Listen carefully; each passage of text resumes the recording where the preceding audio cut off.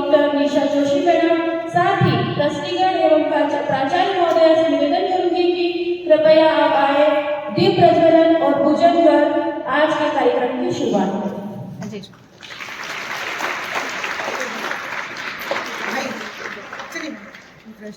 के लिए मैं बुलाना चाहूंगी हमारे महाविद्यालय की छात्रा को।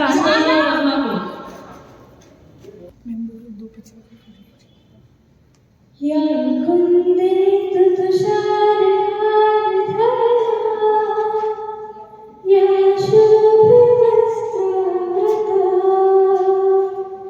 या श्री भगवद गीता केवल धार्मिक ग्रंथ नहीं, श्री भगवद गीता केवल धार्मिक ग्रंथ नहीं बल्कि जीवन के हर क्षेत्र के लिए मार्गदर्शक है। सरस्वती पूजन के पश्चात अतिथि स्वागत हेतु मैं महाविद्यालय संचालन समिति के सचिव इंदिरा दीदी से एवं प्राचार्य महोदय से निवेदन करूंगी कि वे आए और हमारे माननीय अतिथि डॉक्टर निशा जोशी मैडम का स्वागत करें। अतिथि स्वागत के बाद अब बारी आती है अतिथि, है ना।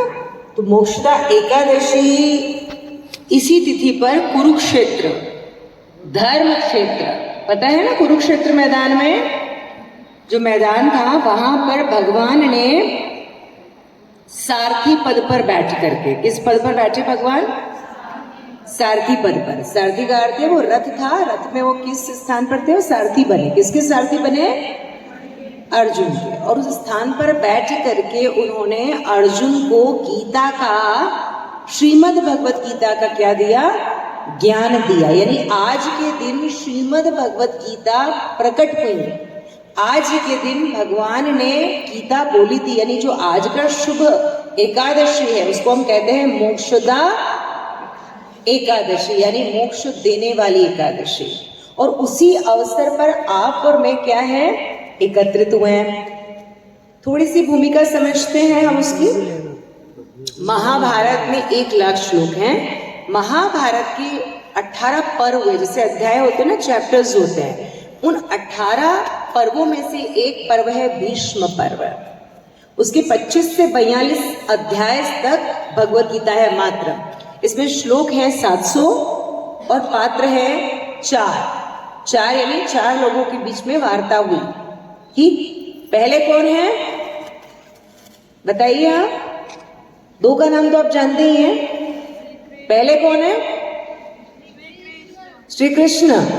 दूसरे अर्जुन। तीसरे पता है? संजय। चौथे धृतराष्ट्र। ये 4 लोगों के बीच की कथा नहीं है बेटा, ये महागाथा है। ये विराटता है धर्म की, सनातन की, संस्कृति की, उद्धार की, प्रेम की और विजय की। अंत में के एक गुरु, चाहे आपके कॉन्सेप्ट चेंज होंगे, युद्ध लड़ोगे आप। जब राष्ट्र सामने आता है, जब धर्म सामने आता है, समझ रहे हैं, तो आप धर्म के पक्ष में ही लड़ना चाहिए। गीता हमें ये सिखाती है, भगवान ने भी यही सिखाया। अर्जुन सामने आते हैं और कृष्ण जी से कहते हैं कि हे नारायण, आप क्या कीजिए, दोनों सेनाओं के बीच में मेरे रथ को, उस रथ का नाम है नंदी घोष।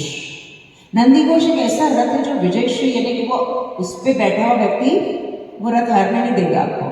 और अर्जुन के पास जो तुणीर है जिसमें तीर होते वो अक्षय है। अक्षय यानी उस तुणीर में कभी बाण खत्म नहीं होंगे। और दुनिया का सबसे शक्तिशाली शस्त्र था उनके पास गांडीव, धनुष था।